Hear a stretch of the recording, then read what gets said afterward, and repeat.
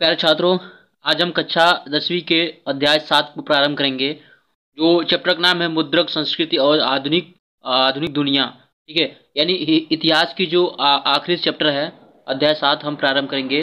तो वीडियो को अगर आपने चैप्टर 6 को, 5 को, 4 को, 1 को नहीं देखा है तो प्लीज़ आए प्लेलिस्ट में इसको वॉच कर लीजिएगा, ताकि जो है जितने भी एग्जाम से पॉइंट्स है, जो क्वेश्चन बनेंगे, आपको इजीली तरीके से उसको याद कर सकते हैं। ठीक है, तो एग्ज़ाम तो आने वाला है, आप जो है एग्ज़ाम को अच्छे से तैयारी कीजिएगा।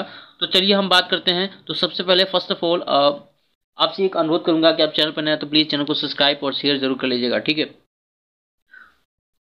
तो बात करते हैं इसमें क्यों याद रखने की क्या बातें हैं। तो सबसे पहले बातें हैं कि सन 1498 में गुटनबर्ग एक व्यक्ति हैं जिन्होंने बाइबल का छापा था, यानी बाइबल जो बुक्स है उन्होंने किसने छापा था, तो गुटनबर्ग ने कब कब छापा था, 1448 ईस्वी में। उसके बाद दूसरी टॉपिक है हमारा, स्मेस ने एडजेड्स पुस्तक छापी थी। एडजेड्स पुस्तक छापी थी किसने, स्मेस ने, और कब छापी थी, 1508 ईस्वी में। ठीक है, उसके बाद यहाँ बात करेंगे कि 1517 ईस्वी में मार्टिन लूथर, ठीक है, ने धर्म सुधार पर 15 थीसिस लिखी थी। थीसिस लिखी थी, यानी 1517 में मार्टिन लूथर, ठीक है, 1517 में मार्टिन लूथर ने धर्म सुधार पर 95 थीसिस लिखी थी। ठीक है, लिखे थे। ठीक है, अगला है भारत में प्रेस का जनक, यानी जो भारत में प्रेस का जनक जेम्स ऑगस्टन की हिकी ने 1780 में बंगाल गजट का संपादन शुरू किया था। ठीक है, ये यानी कि भारत में जो प्रेस का जनक किसे माना जाता है, जेम्स ऑगस्टन को, जेम्स ऑगस्टन हिकी को माना जाता है भारत में प्रेस का जनक। और ये कब किए थे, 1780 ईस्वी में, जो कि बंगाल में गजट का संपादक शुरू किए थे। अगला है सन 1820 में कोलकाता सुप्रीम कोर्ट ने प्रेस कंट्रोल बिल पास किया था। यानी कोलकाता में सुप्रीम कोर्ट ने प्रेस बिल कब पास किया था, तो 1820 ईस्वी में। ठीक है, अगला है हमारा कि सन 1821 में राजा राम मोहन राय ने संवाद कैमुद छापी थी। संवाद कैमुद राजा राम मोहन राय ने किस वर्ष छापी थी, तो 1821 ईस्वी में। ठीक है, अगला है हमारा 1822 ईस्वी में गुजराती समाचार पत्र मुंबई में छापा गया था। देखिए, यानी गुजराती जो समाचार पत्र है वो कहाँ छापा गया था, मुंबई में छापा गया था। और कब छापा गया था, 1822 ईस्वी में छापा गया था। ठीक है, उसके बाद हमारा है पांडुलिपियां। यह हस्तलिखी लेखक होते हैं जिन्हें ताड़ के पत्तों पर लिखा जाता है। ठीक है, यानी पांडुलिपि एक लिखित लेख होता था, और उसे वो जो है ताड़ के पत्तों पर क्या किया जाता था, लिखा जाता था। ठीक है, अगला है खुशनवीसी क्या है, एक सुलेख है, हाथ से बड़े सुंदर सुडोल अक्षरों पे कलात्मक रूप से लिखना। यानी खुशनवीसी जो होता था वो सुलेख होता था, जो हाथ से बड़े सुंदर से सुडोल अक्षरों के कलात्मक रूप से इसको लिखा जाता था। ठीक है, उसके बाद डायमंड सूत्र क्या होता था कि 1868 ईस्वी में छपी जापान की सबसे पुरानी पुस्तक है। जो डायमंड सूत्र है 868 ईस्वी में छपी जापान की सबसे पुरानी पुस्तक मानी जाती है। ठीक है, वेलमम जानवरों के चमड़े से बनी एक लेखक का सतह था। ठीक है, ये जितने भी पॉइंट है इससे रिलेटेड जितने भी अभी क्वेश्चन बनेंगे आपको हम समझाएंगे क्या क्या क्वेश्चन बनेंगे इस पे। देखिए, प्लाटेन लेटर एक्सप्रेस छपाई में एक बोर्ड जिसके कागज के पीछे दबाकर टाइप की छाप लिखी जाती थी। यानी जो लेटर प्रेस होता था वो छपाई एक बोर्ड जिसके कागज के पीछे दबाकर टाइप की छाप ली जाती थी। ठीक है, उसके बाद कंपोजिटर क्या था, देखिए छपाई के लिए इबारत कंपोज करने वाला व्यक्ति है। ठीक है। कंपोजिटर जो कि छपाई करने का इबारत कंपोजिट करने का व्यक्ति है। गैली क्या है कि धातु फ्रेम जिसमें टाइपर बिछाकर इबारत बनाई जाती थी। गैली क्या है, धातु एक प्रेस है, ठीक है, जिसमें टाइपर बिछाकर इबारत बनाई जाती थी। उसके बाद गाथा है। गाथा यानी गीत, लोकगीत तथा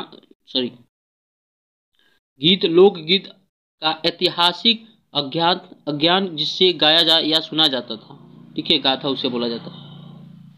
इन्वेजिशन इन्वेजिशन इन्वेजिशन को हम धर्म अदालत बोल सकते हैं, जिसमें विधर्मियों को शिनाख्त करने के लिए सजा देने वाली रोमन कैथोलिक संस्था थी, ठीक है। 17 नंबर क्या है,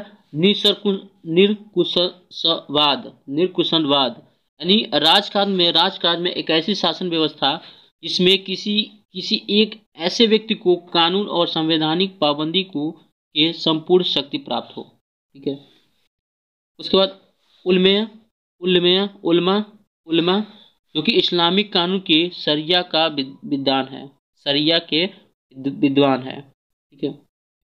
फतवा क्या है, 19 नंबर में फतवा एक देखिए, फतवा जो है असमंजस की स्थिति में इस्लामी मुक्ति के कारण मुक्ति के द्वारा की जाने वाली संवैधानिक घोषणा है, ठीक है।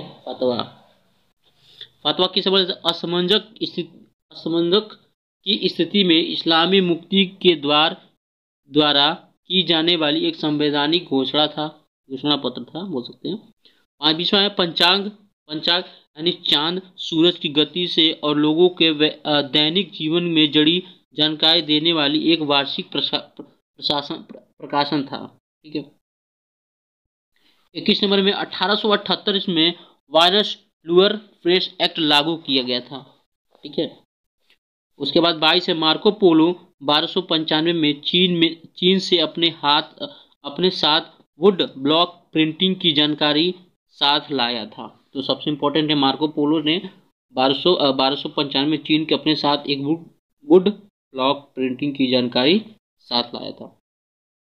चलिए इंपॉर्टेंट क्वेश्चन क्या क्या बनेंगे उसको देख लेते हैं एक बार, ठीक है। पहले यूरोप से पहले प्रिंटिंग प्रेस का आविष्कार किसने किया था? तो प्लीज़ आप जो है क्वेश्चन को नोटबुक में नोट डाउन कर लीजिएगा, ताकि जो है एग्जाम से आपको काफ़ी हेल्पफुल मिल सके।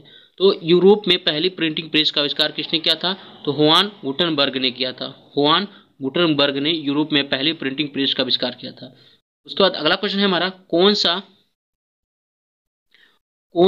धर्म सुधारक प्रोटेस्टेंट धर्म सुधारक के लिए उत्तराधिकारी था? तो कौन था? ये हमारा मार्टिन लूथर, ठीक है।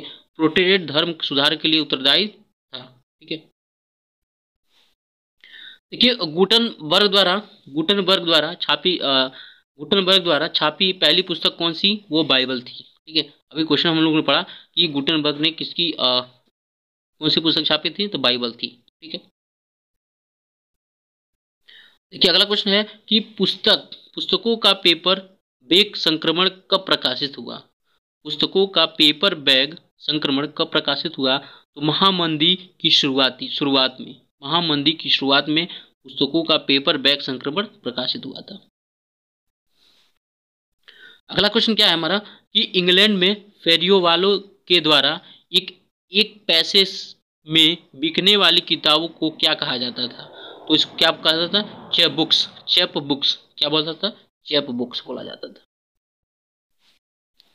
तो अगला क्वेश्चन देखते हैं हम, पढ़ने का कौन सा साधन विशेषकर नारियों के लिए था?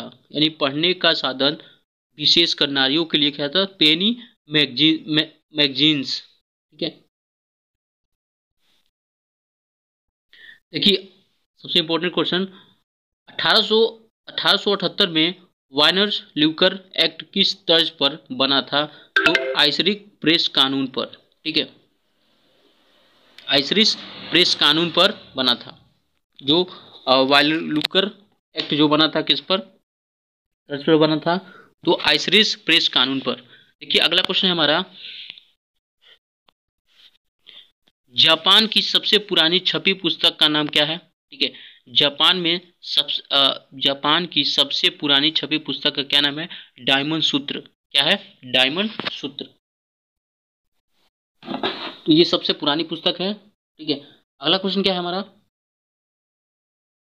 देखिए, किस देश में मुद्रक की तकनीकी सबसे पहले विकसित हुई? यानी किस देश में मुद्रक तकनीकी सबसे पहले विकसित हुई? वो था हमारा चीन। ठीक है, अगला क्वेश्चन क्या है हमारा कि मुद्रण ईश्वर की दी हुई महानतम देन है, ये शब्द किसने कहा था? यानी मुद्रक ईश्वर की दी हुई महानतम देन है, ये शब्द किसने किया था? तो मार्टिन लूथर ने कहा था। ठीक है, अगला क्वेश्चन क्या है हमारा? वुड ब्लॉक प्रिंटिंग तकनीक यूरोप में कौन लाया? ठीक है, वुड ब्लॉक प्रिंटिंग तकनीक यूरोप में कौन लाया? तो ये कौन लाया था? ये मार्को पोलो ने लाया था। ठीक है, तो गाइस वीडियो को लाइक और शेयर जरूर कर लीजिएगा। ठीक है, ताकि जो है सभी जितने भी छात्र हैं 10वीं के एग्ज़ाम देने वाले हैं उनको हेल्पफुल मिल सके। ठीक है, तो अगला क्वेश्चन है हमारा, भारत में छपाई की तकनीकी कब और कौन लाया? ठीक है, यानी भारत में छपाई और तकनीकी कौन लाया? तो ये 16वीं शताब्दी में पुर्तगालियों ने लाया था। ठीक है, अगला क्वेश्चन क्या है? 1871 में गुलामगिरी पुस्तक किसने लिखी थी? तो 1871 में, यानी 1871 में एक पुस्तक लिखी गई थी गुलामगिरी। ठीक है, गुलामगिरी पुस्तक का लेखक ज्योतिबा फुले। इन्होंने किसने लिखा था? ज्योतिबा फुले ने। ठीक है, ज्योतिबा फुले आप देख सकते हैं। ठीक है,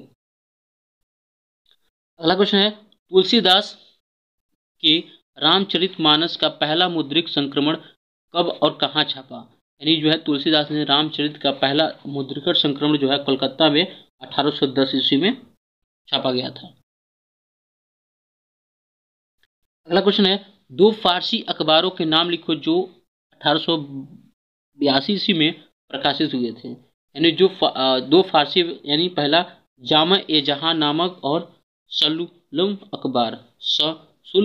ठीक है, उसके बाद अगला क्वेश्चन है, रिफॉर्मेशन से क्या अभिप्राय है? रिफॉर्मेशन से क्या अभिप्राय है? यानी कैथोलिक धर्म का अदालत।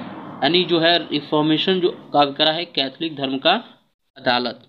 तो प्लीज़ गाइज आप जो है अच्छे से क्वेश्चनों को नोट डाउन करके आप जो है एग्जाम पॉइंट से क्वेश्चनों को हल कर सकते हैं। तो प्लीज़ ये हमारा इतिहास का आखिरी चैप्टर था, तो सभी लोग से अनुरोध करूंगा एक बार फिर चैनल को सब्सक्राइब और शेयर जरूर कर लीजिएगा।